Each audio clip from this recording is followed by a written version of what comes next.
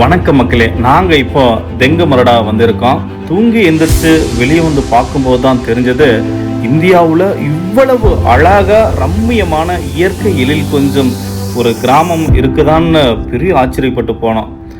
பார்த்துட்டு உடனே நாங்கள் எல்லோரும் ஃபோட்டோஸ் வீடியோஸில் எடுக்க ஆரம்பிக்கும் போது தான் செவ்வந்தி தோட்டத்தில் பூ எடுத்துகிட்டு இருந்த தொழிலாளர்கள் எங்களை பார்த்து விசாரிக்கும் போது தான் நாங்கள் யூடியூப் வச்சு நடத்திட்டு இருக்கோம் அப்படின்னு சொல்லி சொன்னோம்.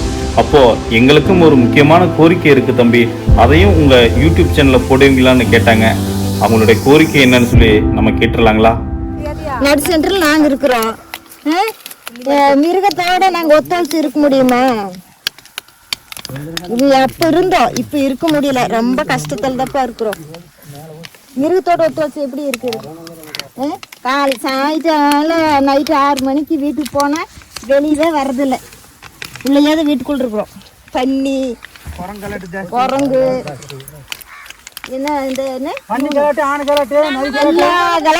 மிருகம் இருக்குது. வெளியவே வர்றதில்ல. பன்னி வந்து ஏமா தூக்கி போட்டு போயிரு.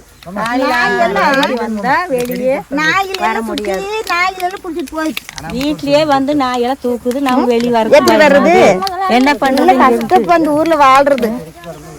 உயிரை கையில் பிடிச்சிட்டு தான் வாழ்ந்துட்டு இருக்கிறோம். பாத்ரூம் வரைக்கும் பயந்து வந்து நாங்க வெளியே வரோம். நரி காட்டு அதுக்கு மேல எங்க பக்கத்து வீட்டுல நாய், ஒரு பெரிய நாய், ஊர்க்கன்ற நாய் பண்ணி தொல்லை ஜாஸ்தி, ஆன தொல்லை ஜாஸ்தி. நாங்கள் குடிக்கிறது பெரிய பாடு. அப்புறமா இருக்கிற எங்களுக்கு எந்த வழி எதுவும் கிடையாது.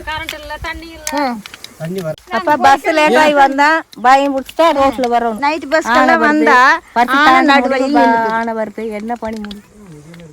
அதான் பயம். ஆனத்தொலை ஜாஸ்தி, நரித்தொலை ஜாஸ்தி, பண்ணி தொல்லை எல்லாம் புலி எல்லாம் வருது. 7 மணியான ஆளுக்கு நடமாட்டம் வெளியே வர முடியாது. வெளியே வர முடியாது. ஒண்ணுமே எல்லாம் முடிஞ்சது போக வேண்டியதுதான். உசுர கையில் பிடிச்சி மாற பிடிச்சிட்டு இருக்கிறோம். எங்களுக்கு ஏதோ ஒருத்தருக்கு பண்ணுவோம். கரண்ட் போயிடுச்சு, கரண்ட் வருது. 4 நாளைக்கு வரதில்லை, 8 நாளைக்கு வரதில்லை. இந்த மக்களின் கோரிக்கை, வன விலங்குகளிடம் இருந்து தங்களை பாதுகாக்க அரசு உரிய நடவடிக்கை எடுக்க வேண்டும். அதே போன்று இந்த மக்களை இங்கு இருந்து வேறு இடத்திற்கு அப்புறப்படுத்தாமல் இங்கேயே உள்கட்டமைப்பு வசதிகளை மேம்படுத்தி தர வேண்டும் என்பதே அனைவரது கோரிக்கையாக உள்ளது. கோவை டியூனிலிருந்து ஒளிப்பதிவாளர் வடிவேலுடன் சிலம்பரசன்.